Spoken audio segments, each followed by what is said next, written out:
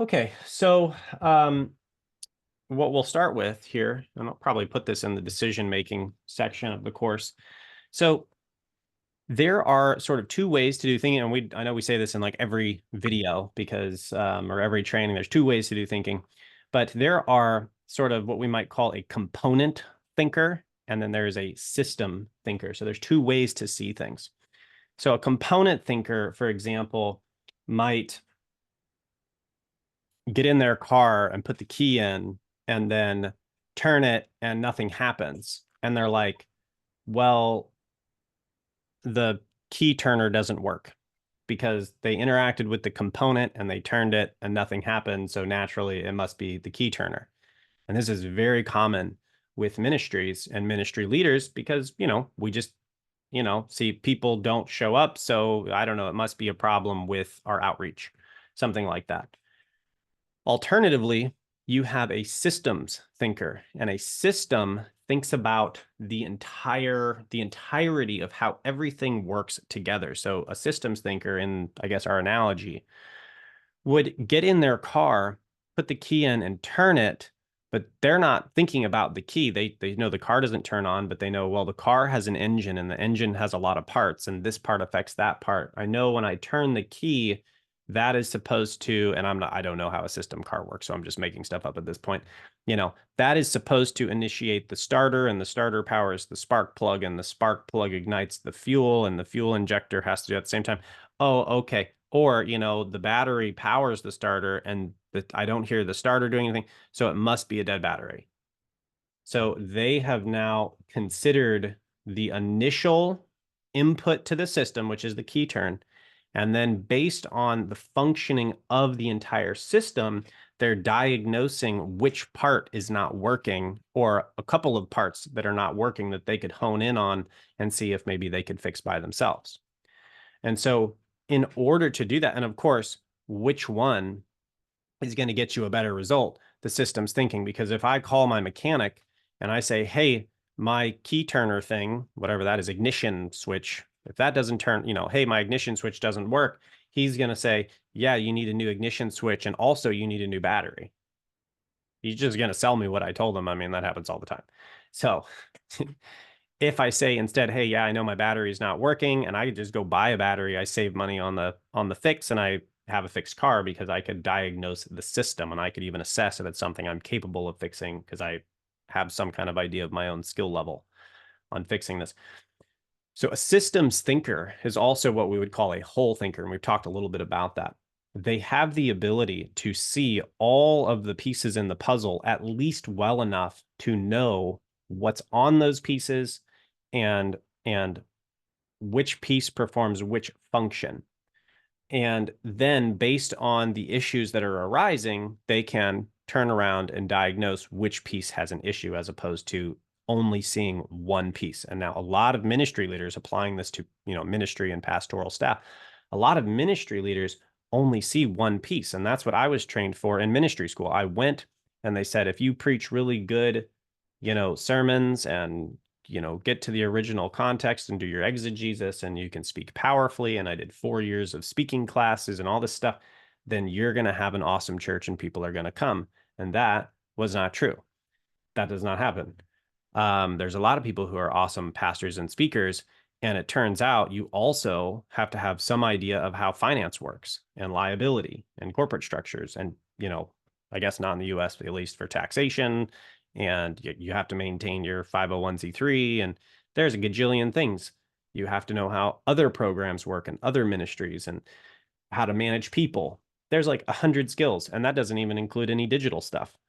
So what happens is you get ministry leaders who are very good at reading and interpreting scripture, and you throw them into a ministry environment and they're non-functional, not because they're not well-intentioned, but because they don't know how the system works. They were unaware there even was a system. They were trained on one component.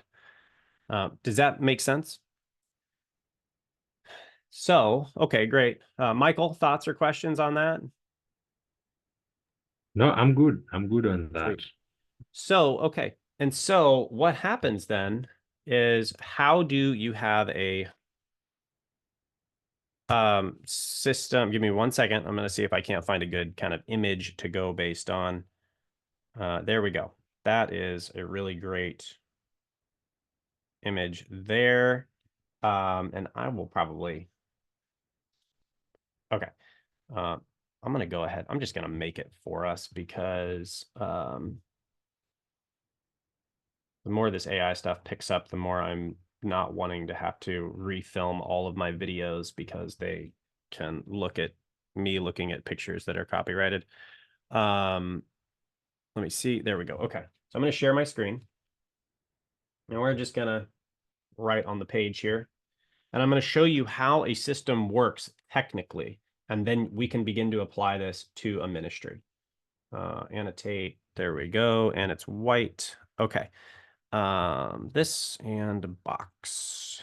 Okay. So we have 1, 2, 3, 4. We have 5 elements in a system. Okay. So here's 1, 2, 3, 4, and then come here. 5. Okay. And okay, so the first one that we have is input. And that needs to be white, input. And then we have process, output. Can't see it. O-U-T-P-U-T. There we go. Output. And then down here, we have feedback. This is something I have worked with so many churches that don't even know what feedback is. And this is out here, environment. Okay.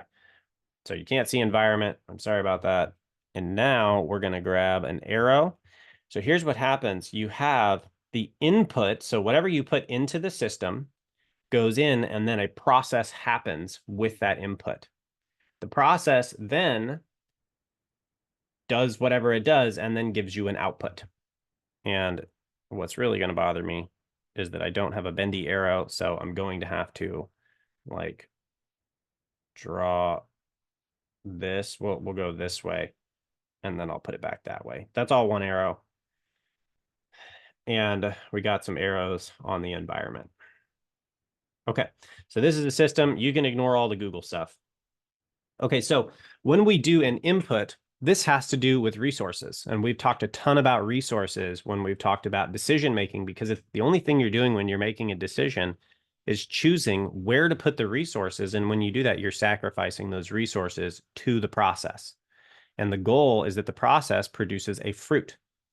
And this is how the world works. So when we talk about natural revelation, God created an orderly world that, like a tree produces fruit. What happens? Well, water and nutrients go into the roots of a tree. It goes through some magical process that I don't understand. And then what comes out? Fruit, unless it doesn't. And then there's a problem in the system.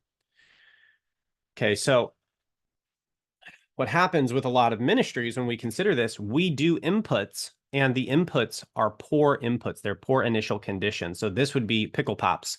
I have a great idea.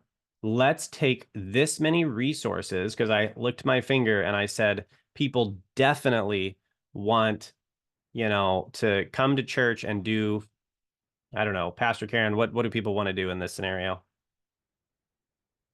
They want to have a potluck.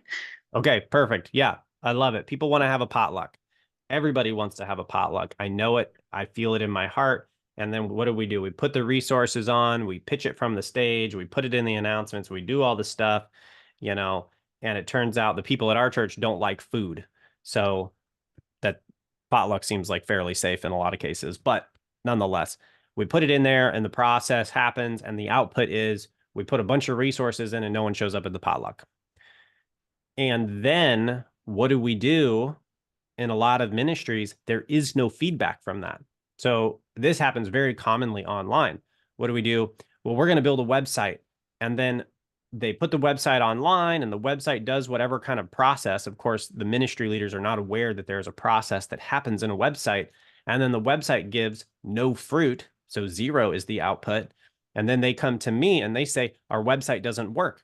And I say, what is it supposed to do? What is the process supposed to output? And they don't know what I'm talking about. They go, we don't know. It's just not working. Okay, well, I can't fix it if I don't know what it's supposed to do. So what is the input supposed to be? Okay, well, people are supposed to go to the website. Okay, great. And then what's it supposed to do? Is it supposed to like lay golden eggs? No, it's supposed to put people into our church. Oh, okay, cool. Well, you don't have any kind of mechanism to tell them to save a seat.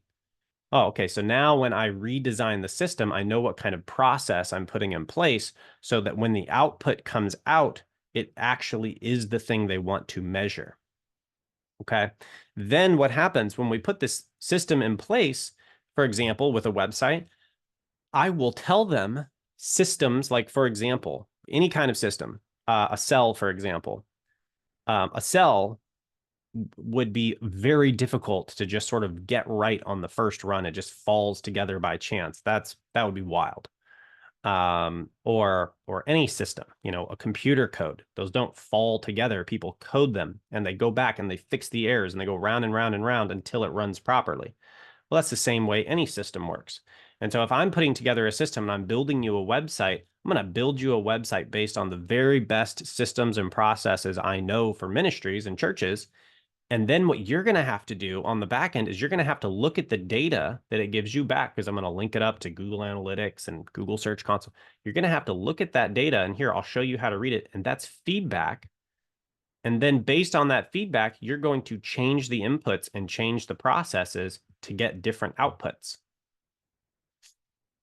And this is, anywhere in life, anywhere you look.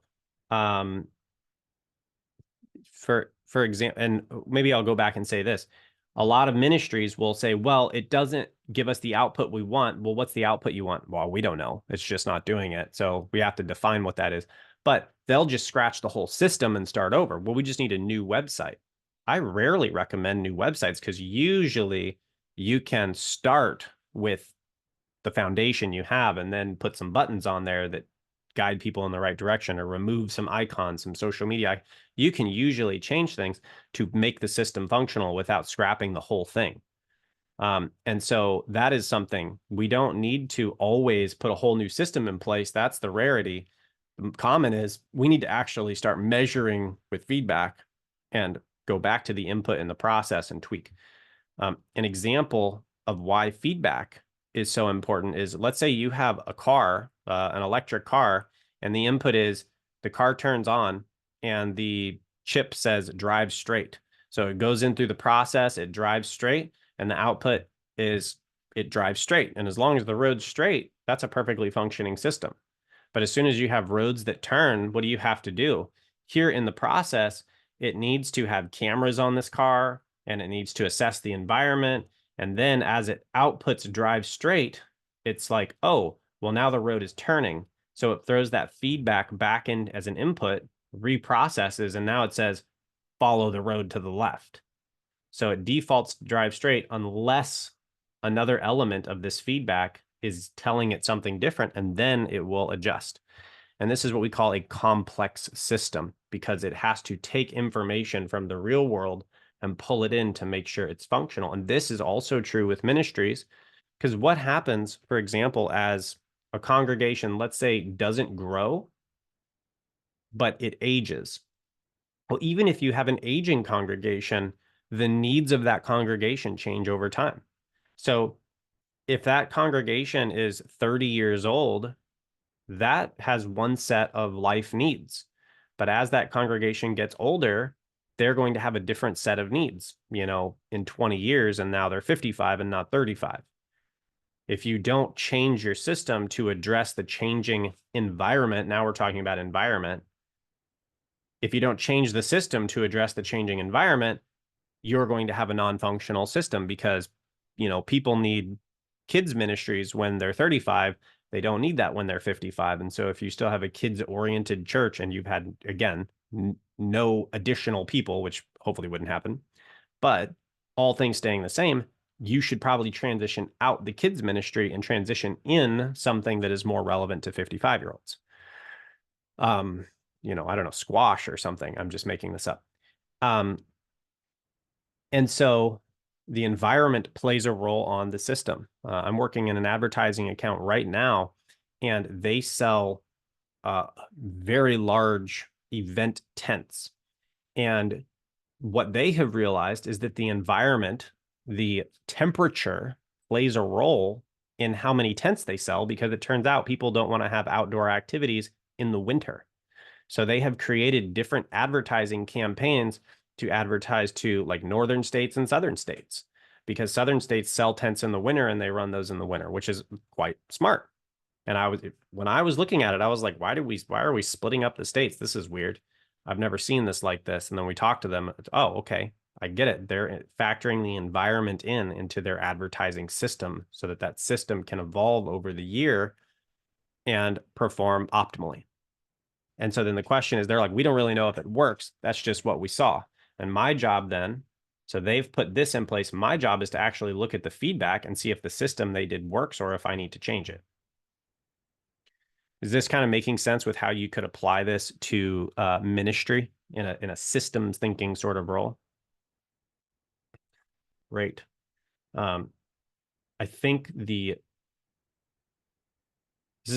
think this is a very foreign way, and this may not be the case for you, Pastor Karen, because I know you've read a lot of the similar books that I've read on these types of things. But with ministry leaders, this is very foreign. It is rare that I meet a pastor who understands this concept. Really, any of them, except inputs, is pretty common. I mean, you know what an input is. Fruit, the way that I see ministry leaders is inputs. Okay, yeah, sure. We're going to allocate resources to stuff. We're going to have our financial planning meetings and all this, and we're going to determine what we spend on. That makes sense. Processes, kind of, because there's a process to get people into the church and a process to get them established. And, you know, like one ministry we work with, it's got like 6 campuses. You know, they'll say, well, they need to go through this certain event where they stay all night. And, you know, it's like it integrates them into the ministry, and they, you know, there's a lot of people who struggle with addiction at this church. So it also grounds them and helps them to focus in on Christ and gets them reestablished in their relationship with Christ. And so there's a process. And so they have steps to get to that meeting. And then that kind of brings them into volunteering. So processes, I think a lot of ministries get, but what I don't think a connection is, firstly, is the connection between process and output. Fruit, as I talk to ministry leaders, is not connected to systems theory. It's connected to the miraculous. When I say, are you getting the fruit you want? We're not blessed in this season or something. And it's like, well, what does that mean? You know, how does a tree bear fruit? Did you give it this? You know, did you prune it? Did you take care of it? And you should have fruit. If you don't have fruit on your tree, you know a tree by its fruit.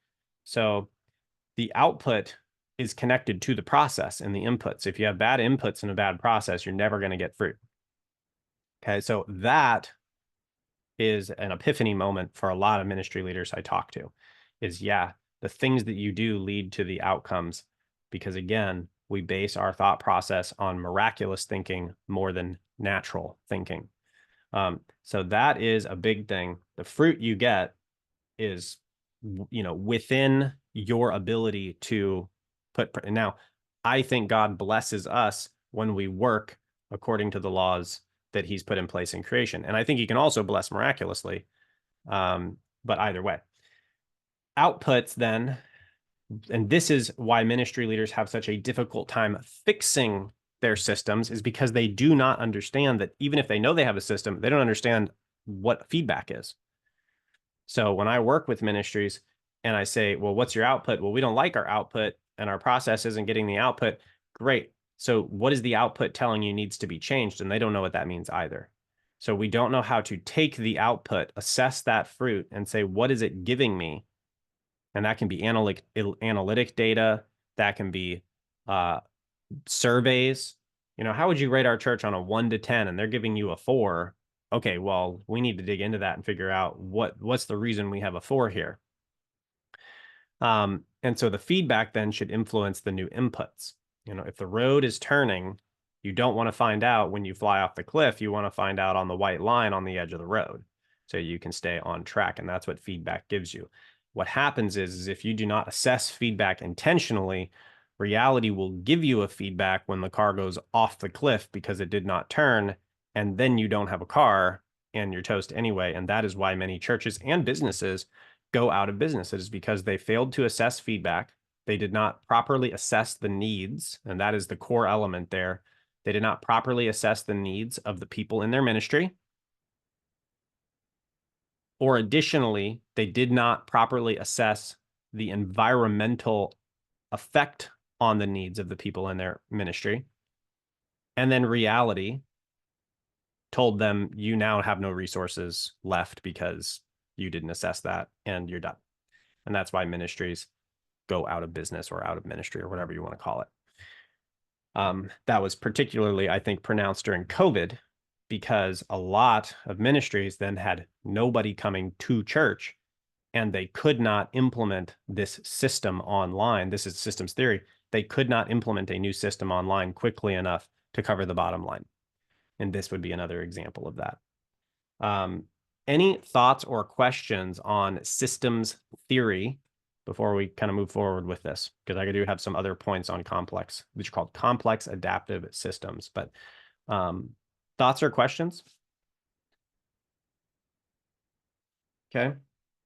Pastor Karen, how do you think, in your mind, how do you think this applies to your church most relevantly right now?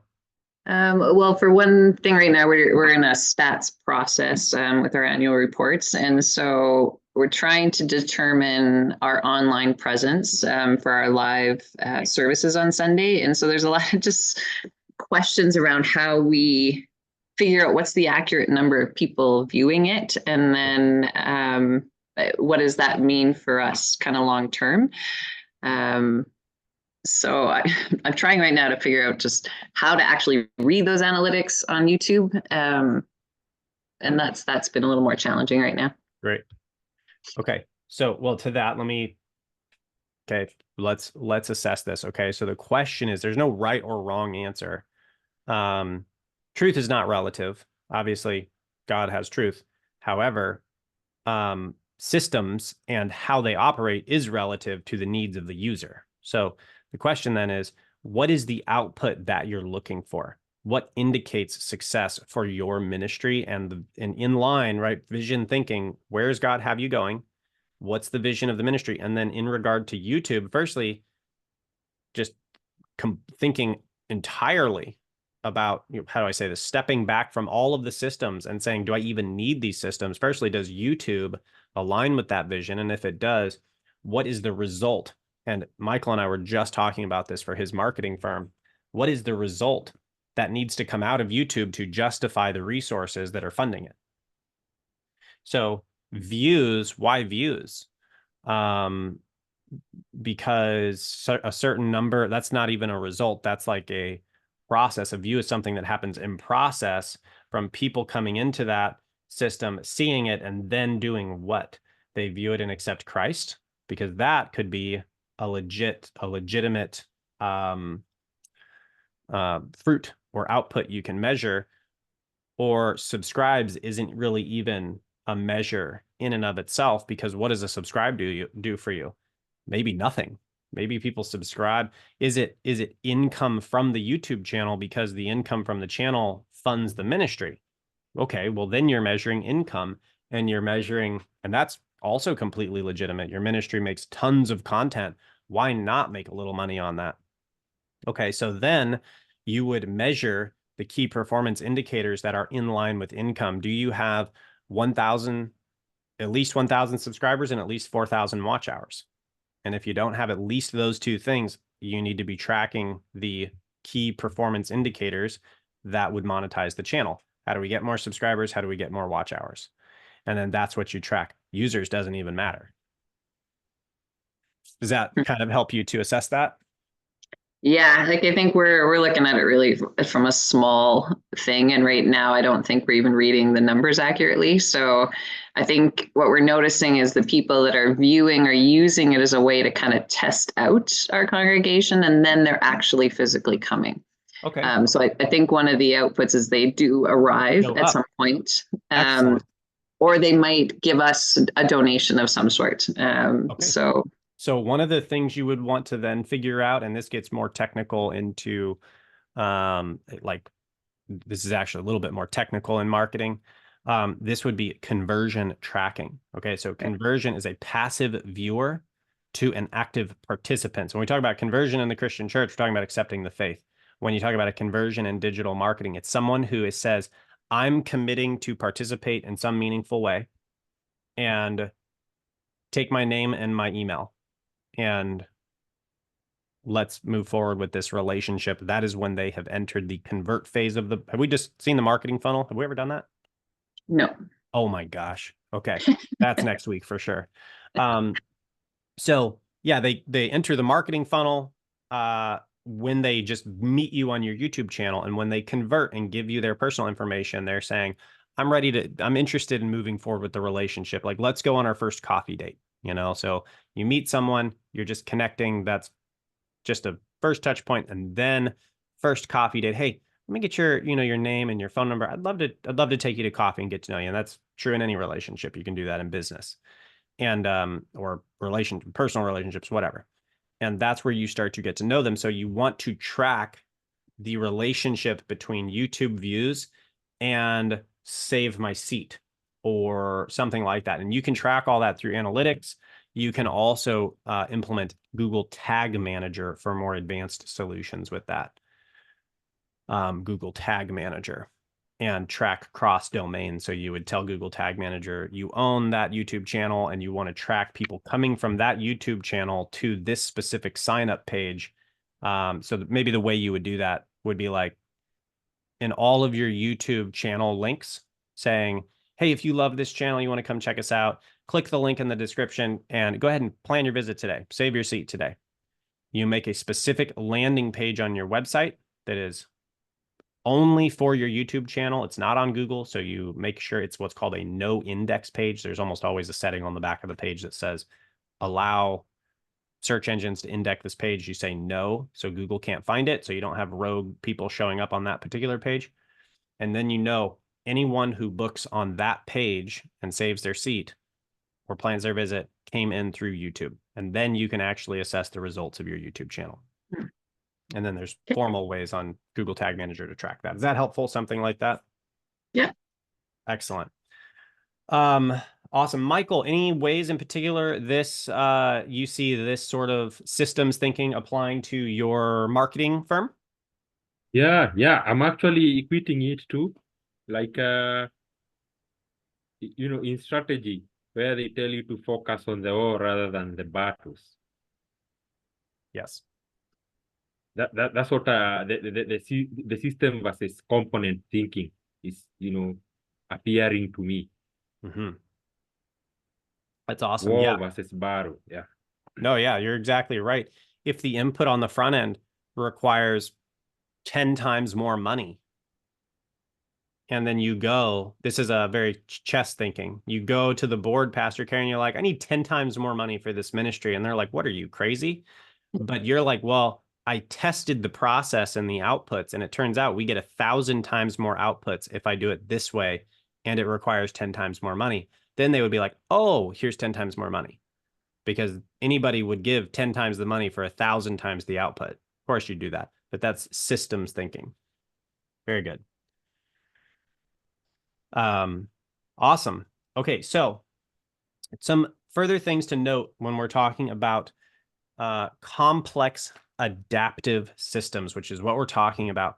There are various things that happen within a complex adaptive system, okay? And this is where we get into a lot of these other sort of mental models and how this connects in with some of the other things that we've already discussed, okay? So firstly, complex adaptive systems, where is my writing thing? Where is this? Sorry, let me see. There we go. They do not have a linear, and this is the way we think, Pastor Karen, this is how pastors think. We think, typically, people think in a linear fashion. These do not function linearly. They function exponentially. And so you sort of get this hockey stick type of growth curve on these systems. So, for example, you have an adoption of a system. Well, if you say in our church, we are going to input, X resources. So I'm just going to say RRES because I cannot write with this thing, X resources, and we're going to put it through Y process. And we'll say the process is the process of meeting a particular need, PROC, we'll just call that process. So you put this many resources into this process, and the process meets a need of the person in your church, or Michael, it meets a need of a client in your Christian marketing firm. And the output is exponential depending on the way in which you meet that need. So think about it this way. If Jesus, and I'd probably used this example before, if he said, hey, blind guy, like, what do you need? And he's like, well, I'm blind. I need you to solve my blindness. And Jesus, says, in the name of me and the Father, be healed. And the blind guy opens his eyes and he's like, all right, how do you feel? And he's like, well, I'm still blind. And he said, well, how about your back pain? Didn't you have some back pain down there? And he's like, well, yeah, I guess that's healed. That does actually feel better. He's like, see, here you go. You got a miracle. And in ministry, we'd say, hey, look, we met a need, but you missed the most important need. What happens when that guy who's still blind, but now he got a miracle, but it wasn't the right need. And he goes out into the world. What's the output? The result is he's walking around and he's like, they're like, oh, you met Jesus? Did he heal you? Yeah, well, kind of. He said, he implied he was going to get the eyes, but he got the back pain, and like, it's not really all it's cracked up to be. Nobody's coming back to Jesus. Like, oh, okay, well, he's just kind of another one of those people who says that he does the thing and then it doesn't work out. But instead, if you put the exact same number of resources into a process that actually heals the blindness, what happens? Thousands and thousands of people follow you through the desert. So when you get a complex adaptive system that functions properly, you start out with one person, you get 1 + 1 is 2, and then 2 + 2 is 4, and you see linear growth for a little while, but at some point, environmental circumstances start playing a role where people are running around, the network effect, they're telling everyone they know, and you just get a couple of those, and you start seeing exponential results. So that is something that comes out of this, and you have to think that way. You have to expect with these systems. On the front end, it's a little slow, but on the back end, it's extraordinarily powerful. Another thing that you have to be aware of with these systems is what is called chaos theory or chaos dynamics. And that is when we think like, well, if I go and change a thing on a website, then that thing either works or it doesn't work. And that makes sense. You change the image and then the image is different. And this is why this is so not intuitive, because in a system, for example, a car, you can go change one thing and then the whole system is broken. Or you could change, like, for example, you put some sugar in the gas tank and then the pistons explode. What does the piston have to do with the gas tank? They're completely unrelated parts, except they are related because there is a system. And changing one element of a system, and this is what we often hear of as the butterfly effect, can have reverberating impacts way over there. And you put some gas tank in the back end and you blow out something in the front end. And this is very common with these sort of complex systems. And that is also the case in the church. If you change the pastor who speaks on Sunday, you get very unusual changes in all of the programs throughout the week. Well, why? Because the pastor is related to the culture and the culture is related to the groups. And then the people in the groups feel, I don't know, whatever they feel. And then they decide to do something different based on the butterfly effect, the chaos theory impacts there. So when we assess our ministries, we want to be aware that changing one thing over here doesn't always break a thing over here or fix a thing over here. It could fix the thing over here and break like half the thing over here. And it's way worse. One way this happens, as an example, in advertising is, let's say I'm spending $5,000 a month for a client and we're advertising whatever it is they do.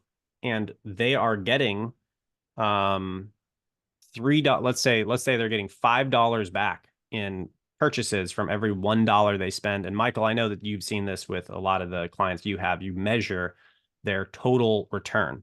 So it's like, hey, you're giving me $1, I'm giving you $5. And then they go, sweet, well, I want to get that cost per lead down. And you say, well, because that means Pastor Karen, maybe I'm charging you, let's say The advertising campaign is bringing someone into your church for $50 a person, and you know that they're going to tithe $500 over the tenure because you have data and you're measuring your feedback. You know they're going to tithe about $500 when they show up, but 1 in 10 show up. So it's 500 per person, but you're getting $50 a lead, and 1 in 10 shows. This is not helpful. This is way too complicated. Let me see. I'm getting off on formulas and equations. How do I say this? If I get more people calling the church for less money, that could be a bad thing, because I may actually end up buying with advertising more people, but it turns out more people are actually lower quality leads, as in I'm buying people that aren't interested. So yeah, you're getting more calls, but you're getting actually less people showing up. That is an element of a complex system. Sorry, I apologize. That's kind of hard to explain. So you may actually want less people because those are the right people for your ministry. And yeah, you pay a little more for them, but they actually show up and tithe, and you can then have more money coming into your ministry to go and reach people in other ways. Additionally, when you mess stuff up like this, there are more than one outcome. So maybe I say, okay, hey, we're reaching this many people and you're getting this much return. Let's scale the budget. Let's go 10 times bigger. And you can pass that off with your board. And you're like, hey, we're going to test a 10x bigger budget because look, here's our return and it's great. And then what do? You start getting 10 times the number of leads. You're getting them less expensive, but it turns out those people just aren't interested. There's not that many people. So not only does the number of people showing up go down, but the number of resources you have to spend to take all those phone calls, you got to hire somebody to take all those phone calls now. So now you're putting in more resources to get less results. And that is why the feedback is so important, because you would think you just want more, but when you do that, it actually breaks the whole thing. And what happens is ministry leaders will make these types of changes in whatever area of their ministry, and everything will break, but they don't know why, because they didn't actually measure the feedback and the changes they made, and they don't know how to roll back the changes.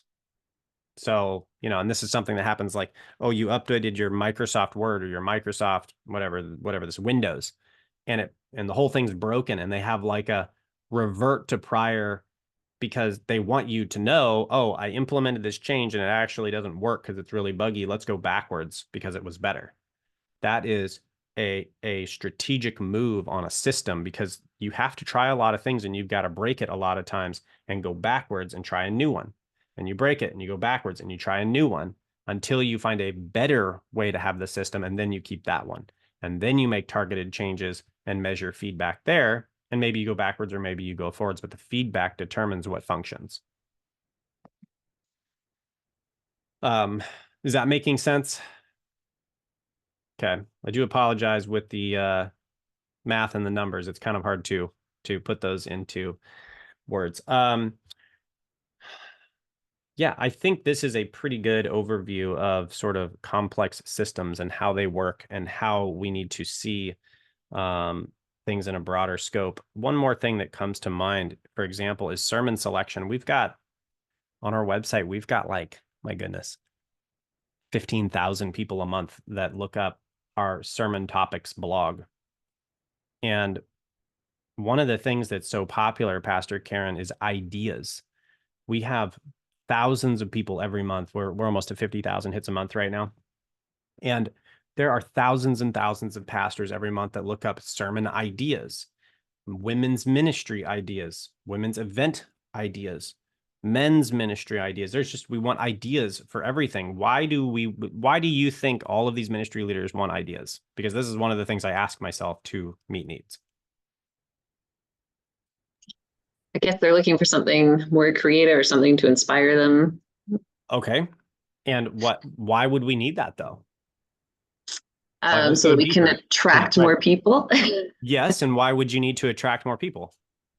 So that you have a vital, thriving place with people engaged in volunteering and doing the work of God. Yeah. And that implies that you don't already have it. or you don't have it to the degree. Because what happens is when you scale, like right now, we're scaling here at ClickMill. I've got like 7 or 8 people on the team right now. We have so much going on, I cannot grow anymore. I have to get my people caught up on the things that are happening now, take care of a bunch of things, and then I can look at growing. If that's the place your church is in, you're not looking up ideas because you don't need ideas. You need to function with what you've been blessed with or what your system is outputting. You can say that either way you want. So why are they looking up ideas? Because what they have isn't working the way they want it to. But the fact that they're looking up ideas means they are seeing the idea disconnected from a system. I would never look up marketing ideas because I don't need ideas. I know how systems work, and I can just say, what's your problem? Oh, you want to do this. You should test this thing. And if it doesn't work, we're going to scrap it and we're going to test something different. There is no idea. It's a process. It is a formula. It's a system.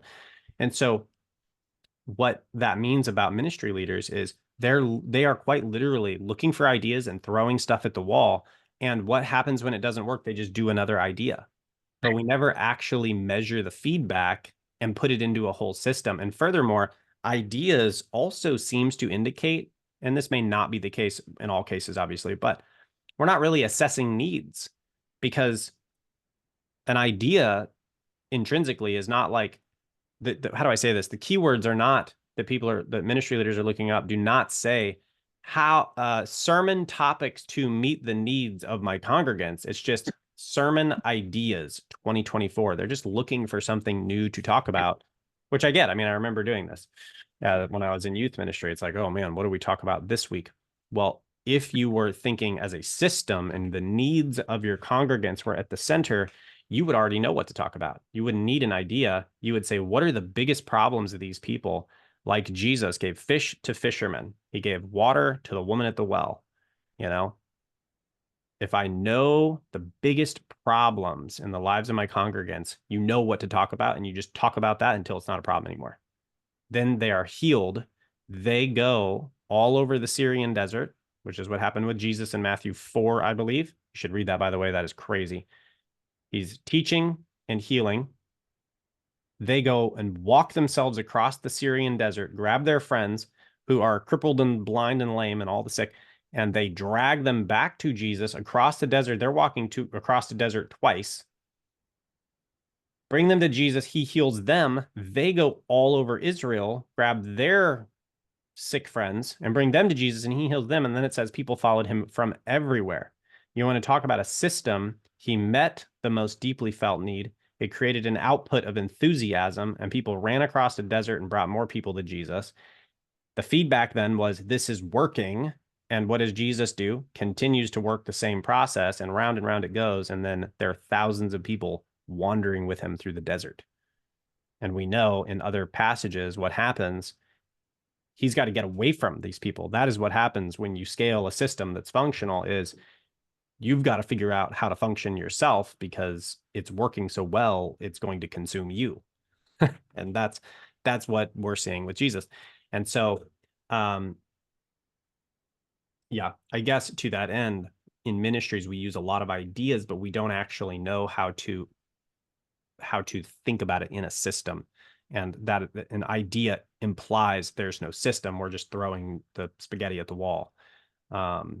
So anyway, that is systems. Yeah, any subjects or thoughts or anything you have on this sort of lesson, or questions in a application to your church, anything like that?